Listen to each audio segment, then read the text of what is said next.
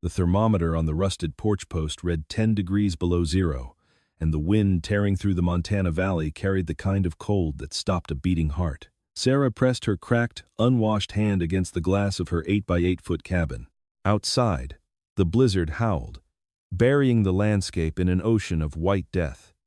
She had built this crude, tiny shelter with her own bleeding hands and a mere $25 to her name.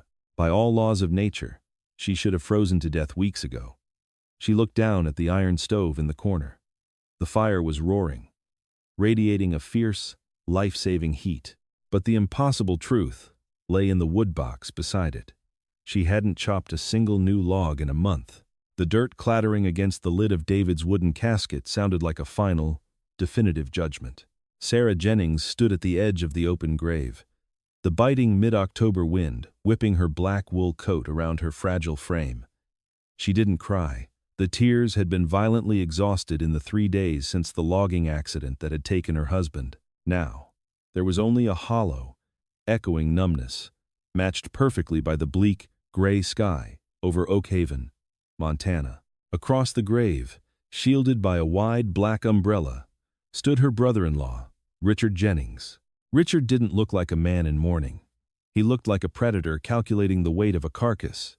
David and Richard had inherited the family logging business together. But while David was the muscle and the heart of the operation, working the chainsaws and driving the haulers, Richard was the accountant, the man who stayed in the heated office shuffling papers. As the cemetery groundskeeper began to fill the grave, Richard stepped around the muddy perimeter. He didn't offer condolences. He didn't offer a shoulder. He reached inside his tailored overcoat, produced a folded manila envelope, and thrust it toward Sarah. "I'm sorry, Sarah," Richard said, his voice smooth, rehearsed, and utterly devoid of warmth. "But there's no easy way to do this. You have until Friday to vacate the property." Sarah stared at the envelope, her numb fingers refusing to take it. "Vacate?" "Richard, David just went into the ground. That house is our home." "It was company property," Richard corrected, slipping the envelope into her coat pocket when she wouldn't take it. "David leveraged the house, the vehicles, and his share of the company accounts to back the new equipment loan. I told him it was risky. The contract clearly states that in the event of death or dismemberment resulting in a loss of labor, the surviving partner assumes full control of the collateral to prevent corporate bankruptcy." "You're his brother," Sarah whispered, her voice cracking as the reality of his words pierced through her grief. "You're taking my home? It's business, Sarah. The bank is already breathing down my neck. I have to liquidate." Richard adjusted his umbrella. Arthur Pendleton handled the paperwork. "It's ironclad. I'm truly sorry, but you need to be out by the end of the week." He turned and walked away, his polished shoes dodging the puddles of cold mud. The next 3 days were a blur of legal nightmares and terrifying revelations. Sarah sat in the dusty, wood-paneled office of Arthur Pendleton, the town's only attorney. Pendleton, a man who looked perpetually exhausted, pushed his thick glasses up his nose and sighed heavily as he reviewed the documents. "He's right, Sarah," Pendleton said softly, looking down at his desk. "David signed it. It's a predatory clause, a key man collateral trigger. Richard has already executed the transfer. Your husband's bank accounts were joint with the business. They're frozen. The house is deeded to Jennings Timber LLC. "I have nothing?" Sarah asked, the walls of the small office seeming to close in around her. The panic was rising, thick and suffocating. The winter was coming. In Oak Haven, winter was not an inconvenience. It was a deadly force. "I have no money, Mr. Pendleton. I have a few dollars in my purse. Where am I supposed to go?" Pendleton flipped to the back of the file. "There is one thing. Years ago, before the business took off, David bought a tiny tax deed parcel up near Blackwood Ridge. It's a 1/4 acre of rocky land. A ravine, mostly. Richard didn't include it in the corporate portfolio because it's legally classified as non-arable and practically worthless. It's deeded solely in your name." "A ravine," Sarah repeated. "On Blackwood Ridge." The ridge was 15 miles outside of town. A harsh, unforgiving stretch of wilderness where the snowpack routinely hit 6 feet. "I can try to file an injunction against Richard to delay the eviction," Pendleton offered, though he sounded entirely unconvincing. "But it will take money to fight it, and he will win eventually." On Friday morning, Sheriff Brody's cruiser pulled into the gravel driveway of the house Sarah had lived in for 7 years. Brody was a good man, and he looked sick to his stomach as he stepped onto the porch. Sarah was already waiting. She had packed a single duffel bag with her heaviest winter clothes, 2 wool blankets, and a box of non-perishable food from the pantry. "I'm so sorry, Sarah," the sheriff said, taking off his hat. Richard called. He wanted deputies here to oversee the transition. "It's all right, Jim," Sarah said, her voice eerily calm. Desperation had burned away the numbness, leaving behind a hard, crystallized resolve. She wasn't going to let Richard see her break. She walked past the sheriff to her old 1998 Ford Ranger, the only vehicle that was registered in her name before the marriage. She threw the duffel bag into the passenger seat. She didn't look back at the house, didn't look at the flower beds she had planted, or the porch swing David had built. If she looked back, she knew she would shatter. She turned the key. The old truck sputtered, coughed, and finally roared to life. She pulled out of the driveway, heading toward the mountains. In her pocket, she had exactly $25.14. It was the 3rd week of October. The first freeze was expected in days. She had no shelter, no electricity, no running water, and an antagonist who fully expected her to crawl back to town and beg for charity. She drove toward Blackwood Ridge, watching the temperature gauge drop with every mile of elevation. The plot of land was worse than Pendleton had described. It wasn't just a ravine, it was a scar in the earth, heavily shaded by towering, imposing Douglas firs that blocked out what little autumn sunlight remained. The ground was entirely rock and hardened clay, sloping down toward a dry creek bed. There was no flat surface. There was no shelter. Sarah parked the truck at the edge of the dirt logging road and stepped out. The silence of the woods was absolute, broken only by the sharp, chilling bite of the mountain wind. She wrapped her coat tighter. Survival, she realized, was no longer an abstract concept. It was a mathematical equation. She needed 4 walls, a roof, and a heat source. And she had to acquire them for $25. She drove back down the mountain, stopping at the industrial park on the outskirts of Oakhaven. Behind the O'Reilly's Market and the regional shipping depot lay her only hope: the trash. For hours, Sarah scavenged like a desperate animal. She found 15 heavy-duty wooden shipping pallets stacked near the dumpsters.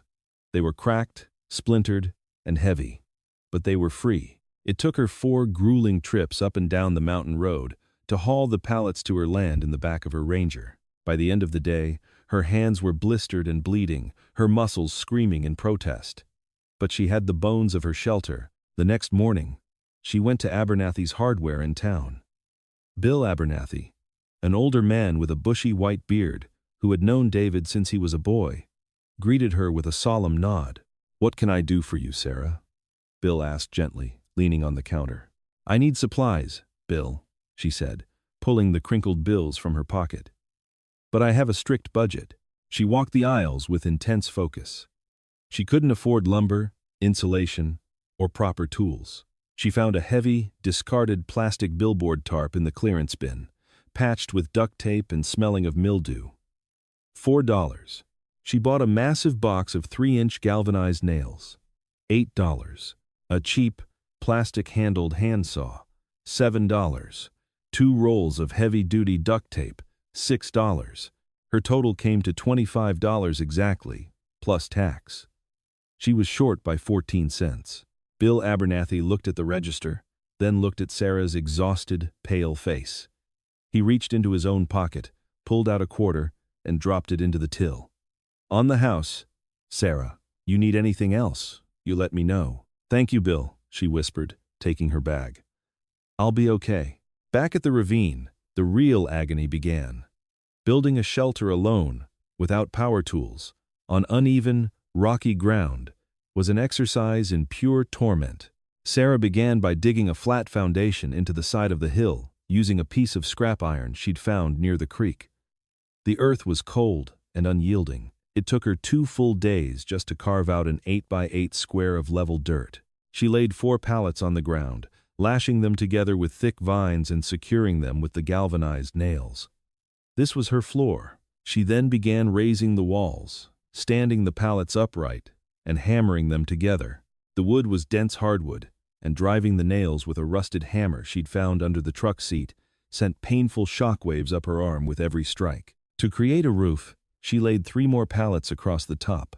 The structure looked like a precarious wooden cage, full of gaps and holes. The wind blew right through it. "Insulation," she muttered to herself, her breath pluming in the freezing air. "I need insulation." She remembered a book she had read years ago about early pioneers, Wattle and Daub. She spent the next 3 days hauling buckets of water from a small spring a half-mile away, mixing it with the heavy clay and dead pine needles from the forest floor. She plunged her bare hands into the freezing mud, packing it forcefully into the gaps of the pallets. The cold was agonizing. Her fingers went numb, turning a bruised purple. But she kept packing the mud, smoothing it over the wood, sealing the walls from the inside out. She draped the massive billboard tarp over the roof, securing it down the sides with the duct tape and weighing the edges down with heavy river rocks. On the 6th day, the temperature plummeted dramatically. The sky turned the color of a bruised iron skillet. Snow was coming. Sarah stood back and looked at her work. It was an 8 by 8 foot mud and wood box. Inside, the ceiling was so low she couldn't stand up straight. The floor was bare wood. The only entrance was a small gap where she had hung a heavy wool blanket. It was ugly, primitive, and crude.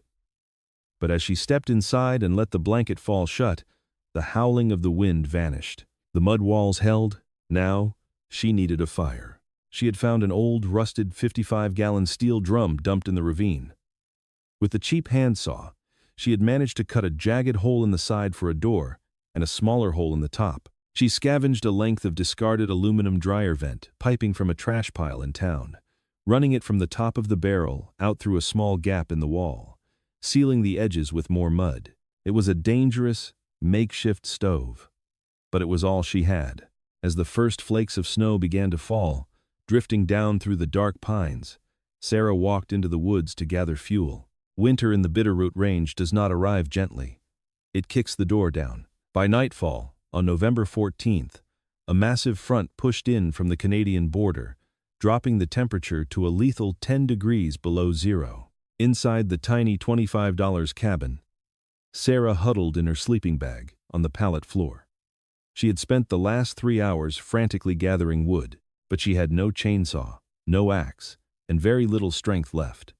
Her woodpile, stacked in the corner of the cabin, was pitiful.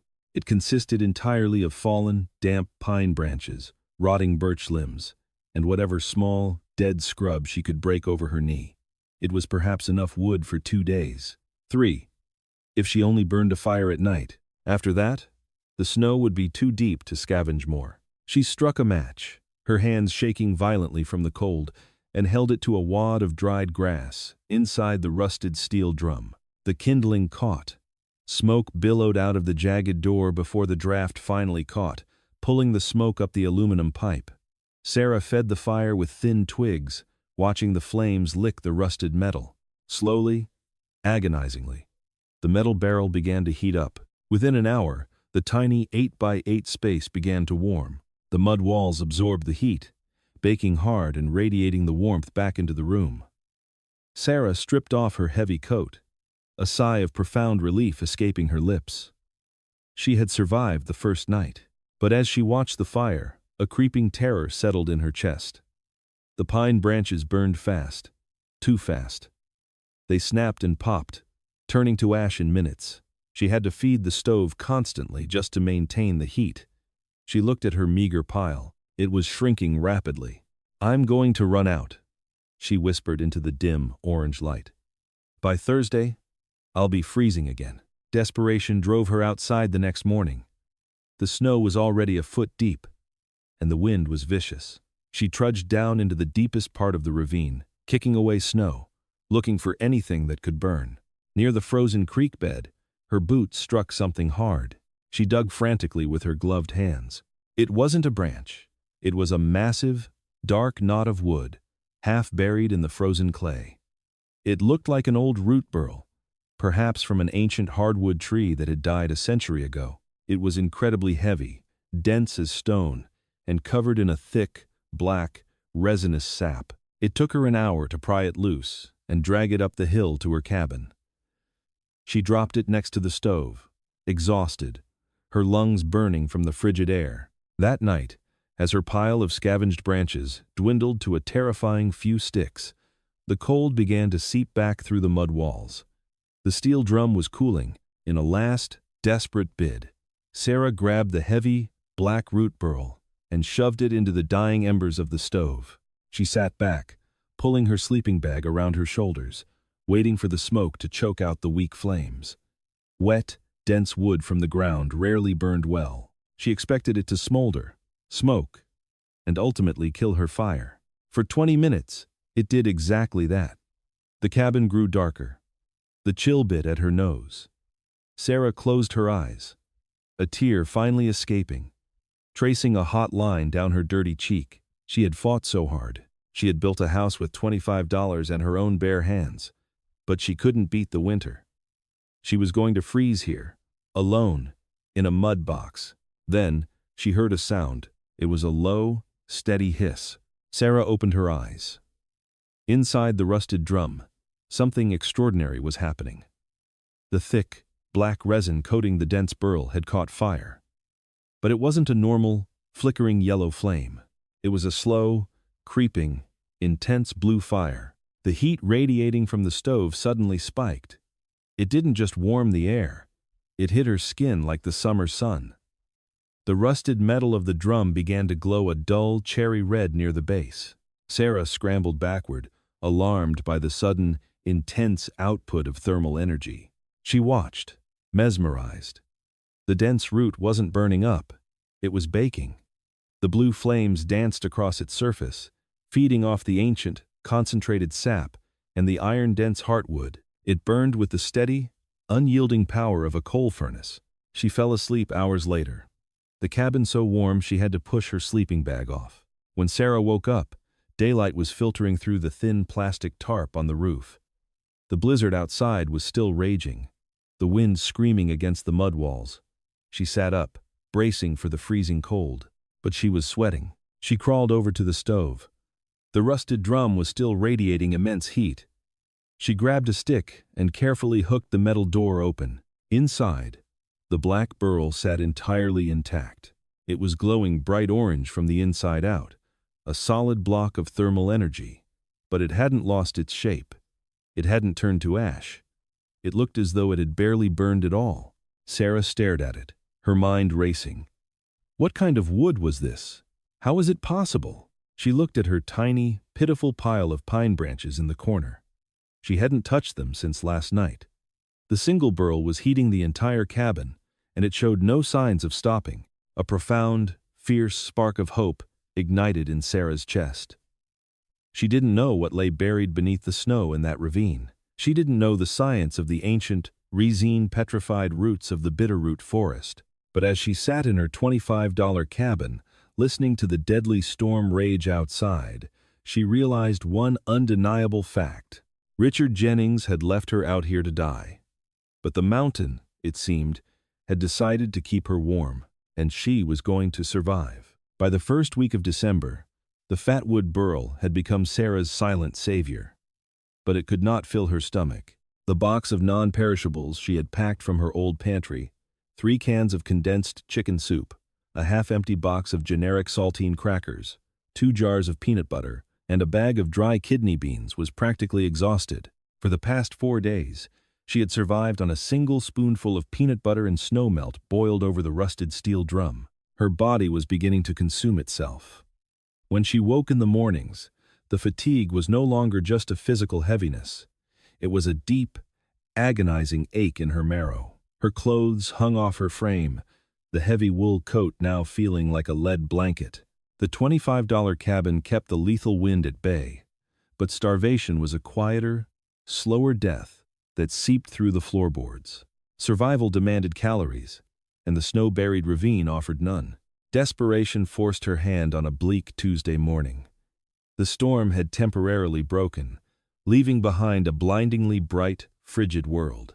Sarah took her cheap handsaw and walked out to her 1,998 Ford Ranger, which was now entombed under 4 feet of snow, resembling a shapeless white boulder.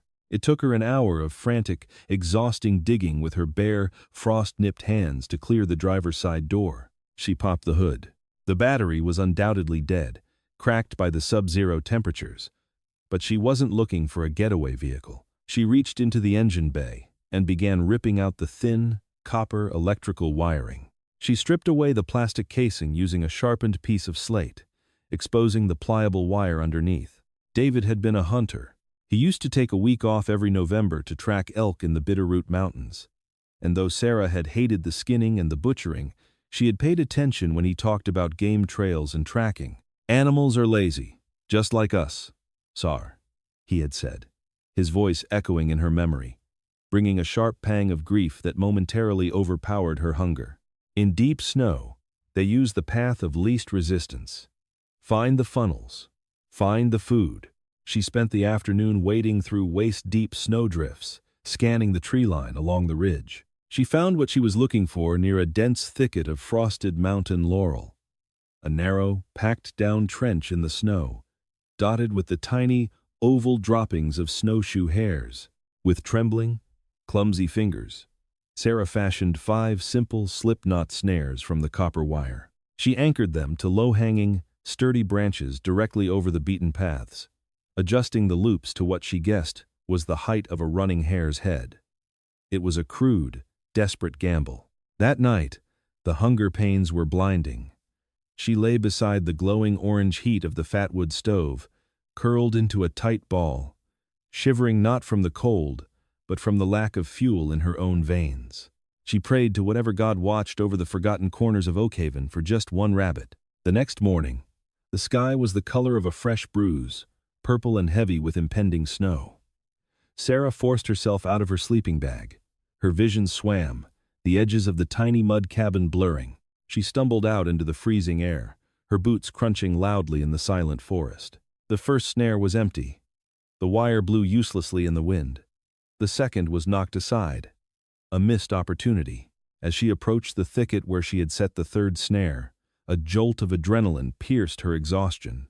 The snow around the mountain laurel was violently disturbed, churned up and stained with bright, startling splashes of crimson. The copper wire was pulled taut against the branch. Suspended from the branch was a large, gray and white snowshoe hare. It was dead, its neck snapped cleanly by the wire snare. A ragged sob tore from Sarah's throat. She fell to her knees in the snow, her hands shaking violently as she reached up to untie the wire. It was meat. It was life. She didn't have the luxury of being squeamish. She used the sharp piece of slate to dress the animal right there in the snow, leaving the entrails for the scavengers, not wanting to attract anything to her cabin. She practically ran back to the shelter, her heart pounding with a fierce, primal victory. She skewered the meat on a green pine branch and roasted it directly over the open hatch of the steel drum. The smell of cooking fat filled the tiny mudroom, overwhelming her senses. She ate the meat practically rare, burning her tongue, the rich protein hitting her starving system like a jolt of pure electricity. For the first time in weeks, she felt a profound, grounding warmth in her belly. She saved half the meat, wrapping it in a piece of plastic tarp, burying it in the snowbank just outside her door to act as a natural freezer. She thought she had won a critical battle. She didn't realize she had just rung a dinner bell. 2 nights later, the wind died down entirely, leaving an eerie, suffocating silence over Blackwood Ridge. Sarah was jolted awake by a sound that froze the blood in her veins. It was a heavy, wet snuffling. It came from just on the other side of her mud-packed pallet wall. Something massive was breathing outside. Sarah sat up, her heart hammering against her ribs like a trapped bird. She held her breath. The snuffling moved slowly along the perimeter of the cabin. Then came the unmistakable sound of heavy claws scraping against the frozen, packed mud of the exterior walls. The meat. She had buried the remaining half of the hair right by the door. A low, guttural huff vibrated through the floorboards. It wasn't a coyote or a wolf. It was a bear. A mountain black bear. Likely an old, desperate male that hadn't built up enough fat reserves for a proper hibernation. Driven from its den by the bitter cold and the scent of fresh blood and roasting meat, Sarah backed away from the entrance, pressing herself against the far wall. Her hand frantically searched the darkness and closed around the rusted iron hammer she had used to build the cabin. It was a pathetic weapon against 400 pounds of starving muscle and claws. Outside, the bear found the frozen stash. She heard the crunch of the plastic tarp tearing, followed by the wet sounds of chewing. She prayed it would eat the scrap and leave. But starvation makes monsters of beasts. Having tasted the appetizer, the bear wanted the source. The heavy wool blanket covering her doorway suddenly bulged inward as a massive snout pushed against it. The bear snorted, inhaling the scent of the cabin, the smoke, the residual smell of cooked meat, and Sarah herself. "Hey!" Sarah screamed, her voice cracking with terror. She slammed the hammer against the steel drum, producing a deafening, sharp clang. "Get out! Go away!" The bear roared, a terrifying, deafening sound that shook dust from the pallet ceiling. It swiped a massive paw at the doorway. The wool blanket ripped violently from its nails, letting in a blast of sub-zero air and revealing the massive, dark silhouette of the animal blocking the stars. The bear lunged its head and shoulders into the tiny 8x8 space. Sarah didn't think. She reacted on pure, adrenaline-fueled instinct. She grabbed the aluminum dryer vent pipe connecting her stove to the outside wall and ripped it free. A cloud of suffocating, toxic wood smoke immediately began to fill the cabin. But she didn't care. With a scream that tore her vocal cords, she lunged forward and shoved the jagged, smoking metal end of the pipe directly into the bear's sensitive snout. The beast bellowed in pain and shock, violently thrashing backward. It knocked against the mud-packed doorframe, splintering one of the pallet boards, but the structure held. The bear tumbled backward into the snow, thrashing at its burned nose. Sarah didn't hesitate.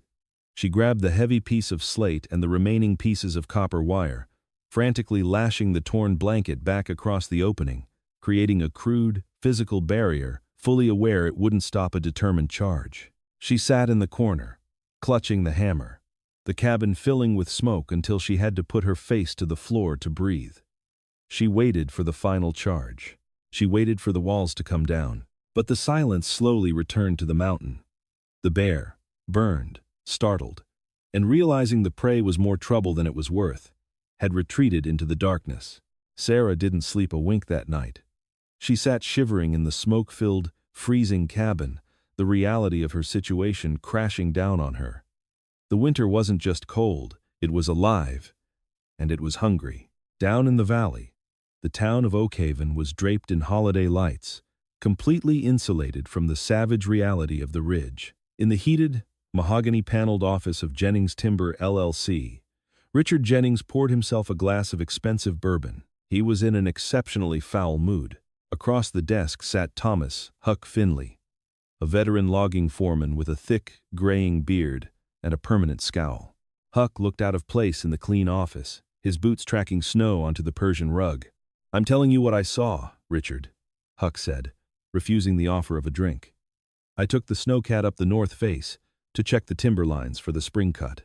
I looked across the ravine toward Blackwood. There was smoke."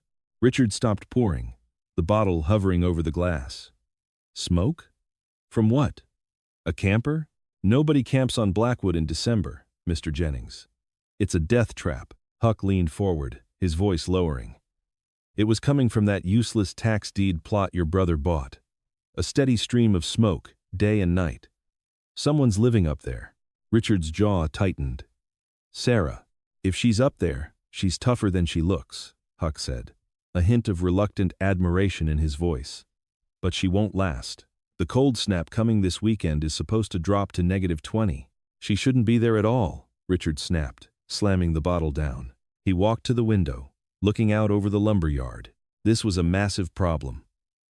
Richard was 3 weeks away from closing a multi-million-dollar buyout with Harrison Caldwell, a corporate buyer from Seattle. Caldwell's firm was notoriously strict about public relations and corporate liability. The buyout was Richard's ticket out of this freezing, miserable town. He had assumed Sarah would crawl to a woman's shelter in Missoula or beg her way into a friend's spare room. If Caldwell caught wind that Jennings Timber had evicted a grieving widow, leaving her to freeze to death on a scrap of mountain dirt while the company executives cashed out, the PR fallout would tank the deal instantly. Worse, if she actually died up there, Sheriff Brody would undoubtedly launch an investigation, freezing corporate assets. "She has to be removed," Richard said quietly, speaking more to himself than to Huck, "before the buyout is finalized."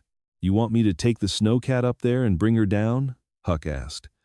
"I ain't dragging a woman out of a cabin by her hair, Richard. I'll ask her nice, but that's it." "No," Richard said, a cold calculation forming in his eyes. "You don't understand, Huck. If you bring her down, she comes into town. She talks to people. She talks to the sheriff. She becomes a visible, crying problem on my doorstep. She needs to leave the county entirely. How do you propose making that happen?" "I'll handle it," Richard said smoothly. "Just keep your mouth shut about the smoke." 2 days later, the weather broke just enough to allow vehicle travel on the lower mountain roads. Richard didn't take his luxury SUV. He took one of the heavy, four-wheel drive company trucks, equipping it with tire chains and a winch. He drove alone. It took him 2 hours to navigate the treacherous, snow-choked logging road up to Blackwood Ridge. He parked a quarter-mile from the ravine, strapping on snowshoes. He hated the cold. He hated the woods. He hated his brother for leaving him with this mess. When he finally crested the ridge and looked down into the ravine, he stopped, genuinely shocked. There, nestled against the hillside, was the $25 cabin. It was an ugly, misshapen lump of mud, plastic, and scavenged pallets, completely buried under snowbanks. But it was standing, and from the rusted pipe protruding from the wall, a steady, defiant ribbon of white smoke curled into the gray sky. Richard crept down the incline, listening carefully. The woods were silent. He approached the cabin, noticing the crude snares hanging in the trees, the bloodstains in the snow, the violently torn wool blanket hanging in the doorway. He peered inside. The cabin was empty. Sarah was likely out checking her traps or scavenging for whatever she could find. Richard stepped into the tiny space. The heat inside was staggering, radiating from a glowing, rusted steel drum in the corner. He looked around in disgust at the squalor, the damp sleeping bag, the scattered tools, the absolute desperation of it all. He felt a twinge of guilt, a tiny, fleeting voice reminding him that this was his brother's wife. But he quickly crushed it under the weight of his ambition. $5 million from Harrison Caldwell was waiting for him. He couldn't let a mud hut stand in the way. "Time to go, Sarah," he muttered. He couldn't outright kill her. He wasn't a murderer. But he could make the environment do the work for him. He had to make the shelter uninhabitable, forcing her to pack her bag and hike down the mountain to the main highway, where she would have no choice but to hitchhike out of the county. He moved quickly. He grabbed her cheap handsaw and walked outside. He found the main support pallet on the rear wall of the cabin, the load-bearing structure that kept the heavy, snow-laden roof from collapsing. With vicious, hurried strokes, Richard began to saw through the thick, vertical support beams of the hardwood pallet. It was exhausting work, but fueled by nervous energy, he cut through 3 of the 4 main struts. The wood groaned, the structural integrity fatally compromised. A heavy wind, or just the accumulating weight of the snow, would soon bring the entire roof crashing down on the stove. Next, he went back inside and looked at the fire. He couldn't pour water on it, she would just reignite it. He needed to destroy her fuel source. He saw the heavy, black fatwood burl sitting next to the stove. He didn't know what it was, but he could tell it was her lifeline. He grabbed it, grunting at its surprising weight, carried it outside, and hurled it as far as he could down the steep, treacherous slope of the ravine, watching it sink deep into an impassable snowdrift near the frozen creek. He kicked her remaining pile of pathetic pine sticks out the door, scattering them into the snow. Satisfied with his sabotage, Richard strapped his snowshoes back on and scrambled up the ridge, his breath pluming in the freezing air. He had broken her shelter and stolen her fire. By nightfall, She would have no choice but to run. An hour later, Sarah crested the opposite side of the ravine, her boots dragging. She had spent hours hunting, finding nothing but empty snares. She was freezing, her core temperature dropping dangerously low. All she wanted was the radiant, life-saving heat of her Firewood stove. She paused at the tree line, her eyes scanning the clearing. Something was wrong. The smoke coming from the aluminum pipe was thin, dying. Panic seized her. She slid down the snowy bank, ignoring the burning in her thighs, and sprinted toward the cabin. As she approached, she saw the scattered pine branches. She saw the deep, fresh tracks of snowshoes leading away from her door and up toward the logging road. She tore aside the ruined wool blanket and fell into the cabin. The air was already growing rapidly cold. The stove was nothing but dying embers. She spun around, looking for the heavy black burl. It was gone. "No," she gasped, falling to her knees in the dirt. "No, no, no." She frantically crawled outside, following the scuffed snow to the edge of the steep drop-off. She looked down into the impassable, deep white trench of the creek bed. The Firewood was gone, buried under 6 feet of powder. She could never reach it. A sharp, ominous crack echoed behind her. Sarah whipped around. The rear wall of her cabin was bowing violently inward. The mud plaster was cracking and falling away in large chunks. The heavy, snow-covered roof was sagging, pressing down on the severed support beams Richard had sabotaged. As she watched in horror, the rear wall buckled completely. With a sickening crunch of splintering wood, the back half of the roof collapsed, crushing the steel drum and burying her sleeping bag under a mountain of heavy snow and shattered pallets. Her sanctuary was destroyed. Sarah stood alone in the freezing wind, the temperature already plummeting toward -10. She had no fire. She had no shelter. She had no food. The mountain had tested her, and she had survived. But now, she understood the terrifying truth. The harshest, most lethal force in the wilderness wasn't the cold, or the starvation, or the starving predators. It was the cruelty of a man with nothing to lose. She looked up at the fresh snowshoe tracks leading back to civilization. A cold, terrifying calmness washed over her, freezing the tears on her cheeks. Richard wanted her to die out here. "Not today," Sarah whispered to the screaming wind. "Not ever." The temperature plummeted with the setting sun, transforming the air on Blackwood Ridge into a physical, suffocating weight. Sarah stood before the ruins of her $25 cabin, the wind tearing at her ragged wool coat. The rear roof had caved in, crushing the steel drum and half of her living space beneath hundreds of pounds of snow and splintered hardwood. Panic was a luxury she could no longer afford. She had exactly 45 minutes of daylight left before the true darkness set in, a darkness that would bring the mercury down to 20 below zero. If she stood still, the sweat she had worked up running back to the cabin would freeze against her skin, accelerating hypothermia. She had 2 options.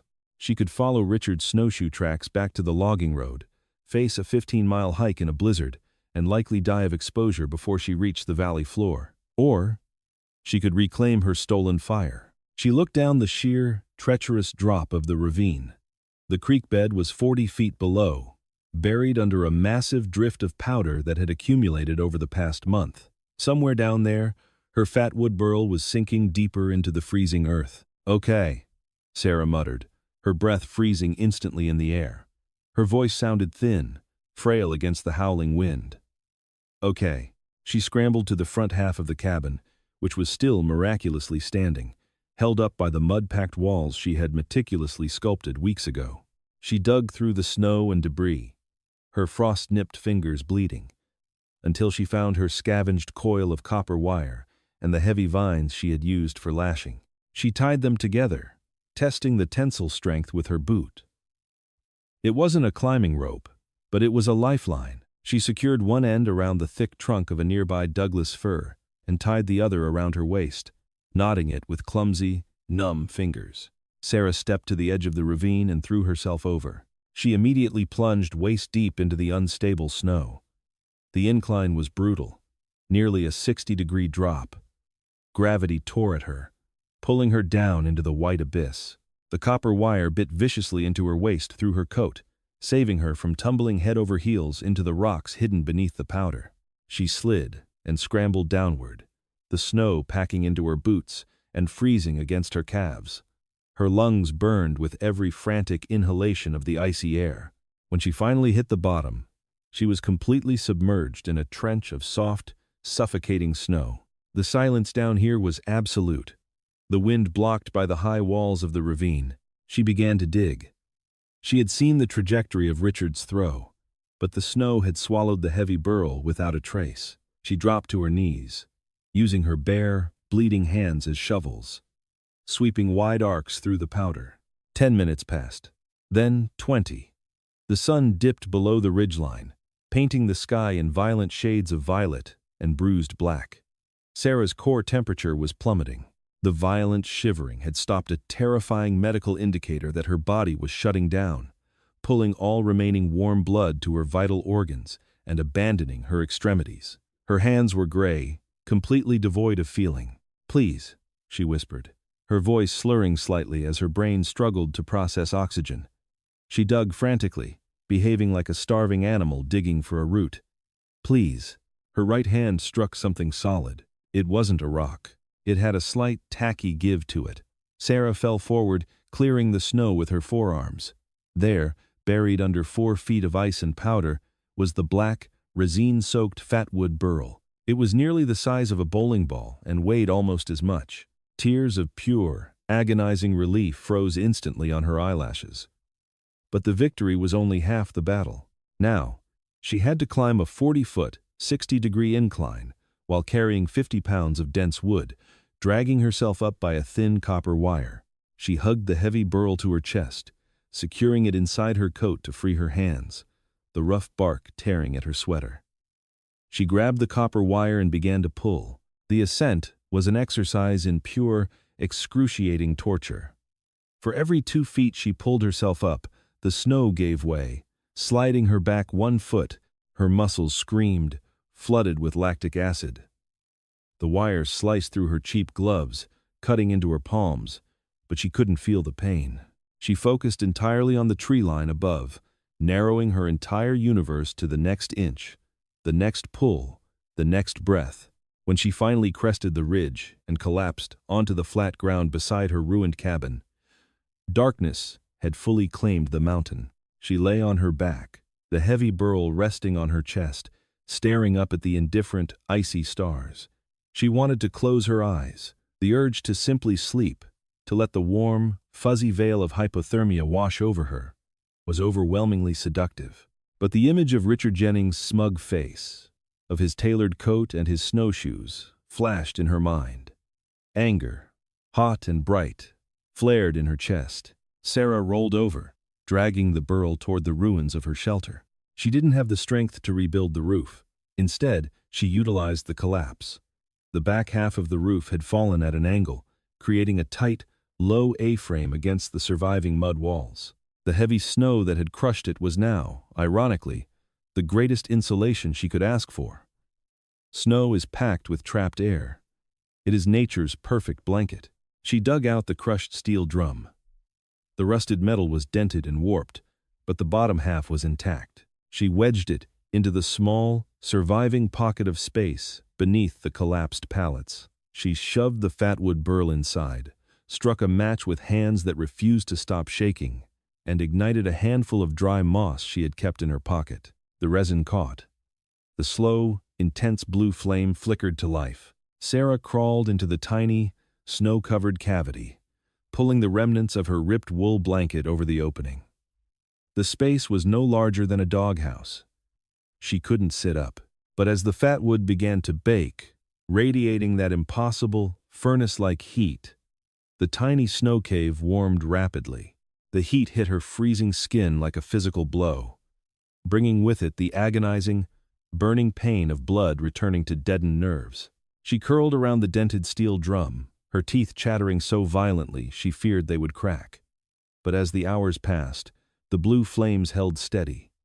The heavy snow above her sealed out the wind. She had gone into the abyss, and she had brought back the fire. 30 miles down the mountain, the reality of the Bitterroot winter was playing out in a vastly different arena. Richard Jennings gripped the leather-wrapped steering wheel of the company's heavy-duty Ford F-250, his knuckles white.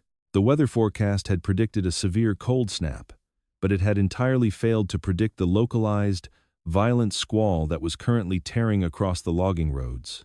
It was a ground blizzard. The wind, whipping at 70 miles per hour, was picking up the loose, dry powder from the fields and hurling it horizontally across the road, creating an impenetrable wall of white. Visibility was absolute zero. Richard cursed violently, slamming his palm against the dashboard.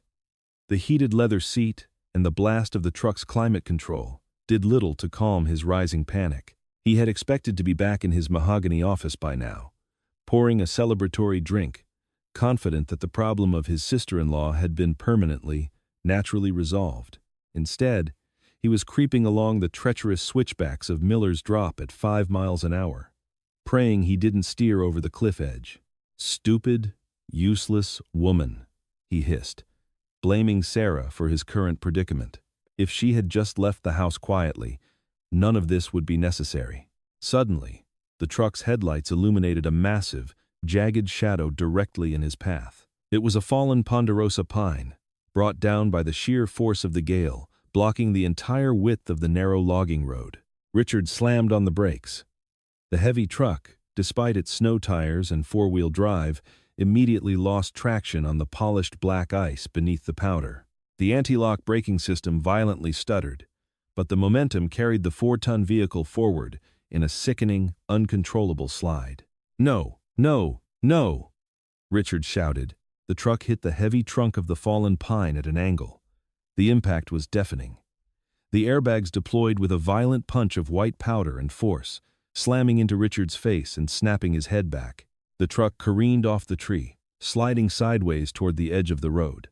For a terrifying second, the vehicle teetered on the embankment.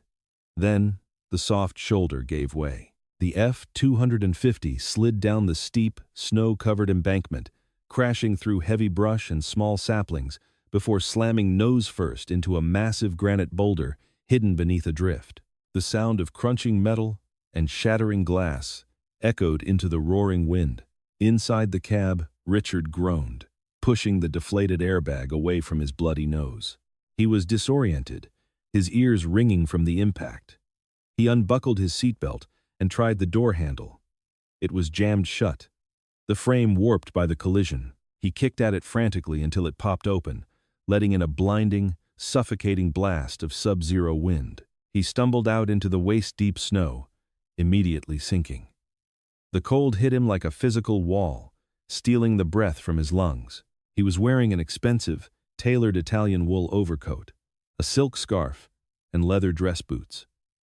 He had no hat, no gloves, and no survival gear. He was a man accustomed to climate control, not wilderness. He waded to the front of the truck. The grill was obliterated. Green antifreeze was hissing and boiling out of the cracked radiator, freezing instantly as it hit the snow. The engine block was smashed. The vehicle was completely dead. Panic, cold and absolute, finally seized him. He pulled out his cell phone. No signal. He was in a dead zone, 20 miles from the nearest paved highway, trapped in a blizzard that would likely last for days. Richard crawled back into the cab of the truck, slamming the broken door shut to block the wind. He huddled in the passenger seat, pulling his thin coat tightly around him. The residual heat of the engine dissipated within minutes. The interior of the cab became a freezing metal tomb. He looked at the dashboard clock. 6:15 p.m. The sun was gone. The temperature gauge read -18 degrees. As the hours crawled by, the irony of his situation began to manifest in a slow, creeping horror. He had driven up the mountain to break Sarah's shelter, to strip her of her heat, to leave her to the mercy of the elements, so he could secure a $5 million buyout. He had viewed the cold as a weapon he could wield against her. Now, that exact same weapon was turned on him. By midnight, Richard could no longer feel his feet. The pain in his fingers had transitioned from a burning agony to a terrifying numbness. He tried to start the truck again, but the ignition only clicked uselessly. He tried to honk the horn, but the battery was shattered. He was entirely, utterly alone.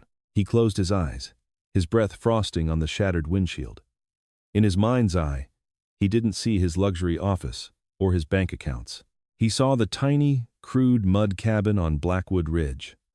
He saw the thick, black wood he had so callously thrown into the ravine. He realized, with a horrifying clarity, that Sarah Jennings possessed something he did not. She had resilience. She knew how to bleed, how to build, and how to fight. Richard only knew how to sign papers. "Help," he whispered to the empty, freezing cab, his voice barely a rasp. "Somebody help me." Miles above him, on the unforgiving peak of Blackwood Ridge, the storm raged with equal ferocity. But inside a tiny, snow-buried cavity of crushed pallets and mud, a slow, blue flame danced continuously inside a dented steel drum. Sarah lay curled around the rusted metal, her face dirty and streaked with dried tears. The fatwood burl baked relentlessly, throwing off a radiant, life-saving heat that kept the air inside the snow cave at a miraculous 70 degrees. She was exhausted, battered, and starving, but her chest rose and fell in a steady, even rhythm. She was warm. She was alive. The mountain had cast its judgment on them both, and the fire had chosen its keeper. For 3 days and 3 nights, the ground blizzard held Blackwood Ridge in a suffocating, white-out death grip.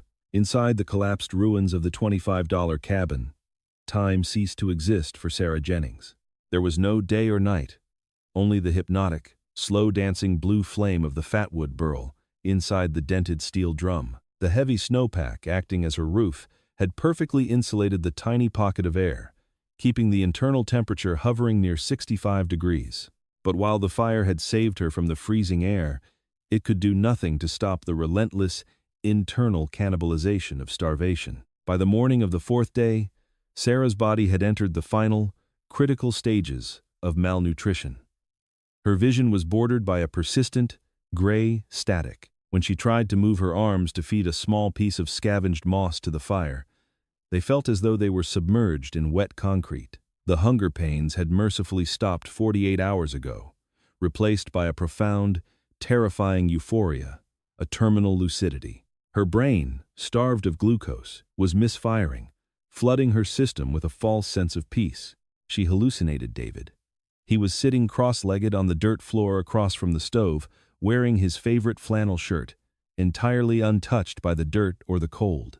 "You did good, Sar," the hallucination of her husband said, his voice echoing strangely in the cramped snow cave. "You built a hell of a fire." "I'm tired, David," she whispered back, her voice a dry, papery rasp. Her lips were cracked and bleeding. "I can't dig anymore. I can't hunt." "You don't have to," the vision of David replied gently, pointing toward the collapsed entrance. The wind stopped. Sarah blinked heavily, the gray static receding just enough for her to focus. The howling shriek of the blizzard, which had been a constant, maddening soundtrack for 90 hours, was gone. Absolute, ringing silence had fallen over the mountain. With agonizing slowness, Sarah dragged herself toward the entrance. She pushed against the frozen remnants of her wool blanket. The snow outside had drifted entirely over the opening, but it was loose, powdery. She dug upward, her frozen, bare fingers clawing blindly, until a blinding shaft of pure, crystalline sunlight pierced the gloom. She breached the surface and pulled herself out of the hole, collapsing onto the pristine white surface of the ridge. The sky above was a violent, flawless, unclouded blue. The storm had broken, but the air temperature was still lethally cold, at least 10 below zero. She knew, with absolute, crystalline certainty, that she had no more than 2 hours of energy left before her heart simply gave out from the caloric deficit. She could not walk down the mountain. She could not hunt. If she was going to survive, the valley had to come to her. Sarah looked back at the ruins of her shelter. The pallets, the dry wood she had salvaged, the billboard tarp, it was all still there, half buried. She looked down at the dented steel drum, where the fatwood burl was still glowing, hot enough to melt iron. One last fire, she wheezed. She didn't feel the cold anymore as she began to tear her own house apart. She used her boot and her remaining ounce of desperate strength to kick the surviving mud walls inward. She dragged the dry, shattered hardwood pallets into a pile directly over the steel drum. She threw her sleeping bag, her spare clothes, and the heavy, plastic billboard tarp on top of the wood. The plastic would create thick, unnatural smoke. She took the glowing fatwood burl, using her thickest, dirtiest sweater as a potholder, and shoved it deep into the center of the pyre. It took 10 minutes to catch, but when the dry, splintered pallets met the intense, localized heat of the ancient resin, the wood erupted. A massive, roaring column of orange fire shot 10 feet into the freezing air. The burning plastic tarp billowed a thick, oily, pitch-black pillar of smoke straight up into the windless, azure sky. It was a distress beacon that could be seen from 20 miles away. Sarah backed away from the heat, her legs finally giving out. She collapsed into the snowbank, her eyes fixed on the black smoke staining the heavens. She had spent $25 to build her sanctuary, and she had just burned it to the ground to save her life. Down in the valley, the storm's aftermath was a chaotic scene of buried roads and frozen power lines. But at the Jennings Timber Lumber Yard, Foreman Thomas Huck Finley was not looking at the snow. He was staring through a pair of heavy binoculars, aimed directly at the peak of Blackwood Ridge. "Lord Almighty," Huck muttered. Sheriff Jim Brody stepped out of his cruiser, his boots crunching on the iced gravel. "What is it, Huck?" "We got a dozen downed trees on Route 9. I can't stay long." "Look," Huck said, handing over the binoculars. "Top of the ridge. That ain't a camp stove. That's a bonfire." And Richard took the company F-250 up the Miller Drop Road 3 days ago and never came back. Brody looked through the lenses, seeing the thick, black plume. His stomach dropped. He knew Sarah Jennings was up there. He had overseen her eviction. The guilt had been eating at him for weeks. "Get the piston bully," Brody ordered, his voice suddenly sharp with authority, referring to the company's massive, treaded snowcat. "We're going up the mountain. Call Dr. Hayes and have him meet us at the logging gate with an ambulance." The journey up the mountain was brutally slow. Even with the piston bully's massive diesel engine and wide steel tracks chewing through the 6-foot snowdrifts. Huck drove, his face pale and set, while Sheriff Brody sat in the passenger seat, his radio hissing static. 2 miles from the Blackwood Ridge turnoff, Huck slammed the heavy machine to a halt. "Look," Huck pointed through the reinforced windshield. Off the side of the embankment, half buried under a massive snowbank and smashed against a granite boulder, was the gleaming silver bumper of the Jennings Timber F-250. Brody was out the door before the snowcat fully stopped. He waded through the waist-deep powder, his heavy winter gear protecting him from the bite of the wind. He reached the crushed driver's side door and wrenched the handle. It was frozen shut. He used a heavy steel pry bar from the snowcat to break the ice seal, popping the warped door open. A horrific smell of stale breath, frozen urine, and necrotic flesh hit the freezing air. Richard Jennings was slumped over the center console. His tailored Italian coat was rigid with ice. His face was a ghastly, waxy gray, the skin around his nose and lips blackened by severe frostbite. His hands, entirely unprotected by gloves, were swollen to twice their size, the fingers a horrifying shade of deep, bruised purple. Brody checked his neck for a pulse. It was there, thready, erratic, and impossibly slow, but he was alive. The cab of the truck had shielded him from the wind, acting as a crude refrigerator that had kept him just above the threshold of freezing to death. But the ambient temperature had ravaged his extremities. "He's alive! Call dispatch. Tell Hayes to prep for severe hypothermia and necrotic frostbite," Brody yelled back to Huck. They dragged Richard's rigid body from the wreck, hauling him up to the heated cabin of the snowcat. "We gotta turn back," Huck said, looking at Richard's horrifying hands. "If we don't get him to the valley, he's going to lose those arms." "No," Brody said firmly, his jaw set. He looked up toward the ridge, where the black smoke was still lazily curling into the sky. Richard did this to himself. "Sarah is still up there. We push forward. Wrap him in the thermal blankets and floor it." 20 minutes later, the snowcat crested Blackwood Ridge. The clearing was a scene of primitive devastation. A massive, smoldering pile of ash and charred wood sat on the edge of the ravine, melting the snow in a 20-foot radius. And there, sitting on a flat rock, perfectly positioned to absorb the radiant heat of the dying fire, was Sarah. She looked like a ghost. Her clothes were blackened with soot and mud, hanging loosely off a frame that had lost at least 30 pounds. Her face was hollow, her eyes sunken and bruised with exhaustion. But as the heavy diesel engine of the snowcat idled, she slowly turned her head. She didn't panic. She didn't cry.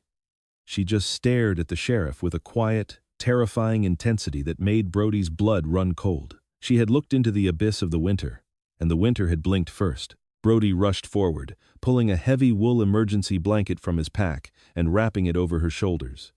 "Sarah. My God, Sarah. I've got you. We're getting you out of here." "The fire," she whispered, her voice cracking. She pointed a trembling, soot-stained finger at the center of the ashes. "Don't let it go out." Brody looked into the embers. Sitting perfectly intact in the center of the white-hot ash was the blackened, ancient Firewood burl, still radiating a fierce, localized heat. He didn't understand what it was, but he understood what it meant to her. He carefully shoveled the glowing burl into a metal lockbox from the snowcat. They loaded Sarah into the back of the cabin. As they secured her onto the bench, her eyes fell upon the unconscious, mangled form of Richard Jennings, wrapped in foil blankets on the floor. She saw his blackened fingers. She saw the violent, destructive price the mountain had extracted from a man who thought money could buy immunity from nature. Sarah leaned her head back against the vibrating metal wall of the snowcat, closed her eyes, and finally, for the first time in months, allowed herself to sleep. The aftermath of that brutal December reshaped Oakhaven entirely. Richard Jennings survived, but the mountain took a heavy toll. Severe frostbite claimed 3 fingers on his right hand, 2 on his left, and a portion of his right foot. While he lay recovering in a Missoula hospital, the truth of his sabotage surfaced. Sheriff Brody discovered the fresh, deliberate saw marks on the ruined pallet beams of Sarah's cabin. Combined with Huck Finley's testimony, the corporate buyer, Harrison Caldwell, immediately pulled the $5 million buyout, citing a zero-tolerance policy for criminal liability. Jennings Timber LLC, crippled by Richard's reckless financial leveraging and sudden physical incapacitation, filed for bankruptcy by March. Sarah, treated by Dr. Benjamin Hayes for severe malnutrition, recovered fully. Aided by Arthur Pendleton, she launched a massive civil suit against the fractured company, ultimately seizing the entirety of Jennings Timber's remaining assets in a settlement. She didn't stay in town. With her newfound wealth, she bought the 2,000 acres surrounding Blackwood Ridge. She built a sprawling, modern, off-grid homestead directly over the site of her $25 mud cabin. But in the center of her state-of-the-art living room, resting inside a custom-forged iron stove, sat a single, scarred piece of black Firewood, a silent, permanent reminder of the fire that kept her alive and the winter she conquered.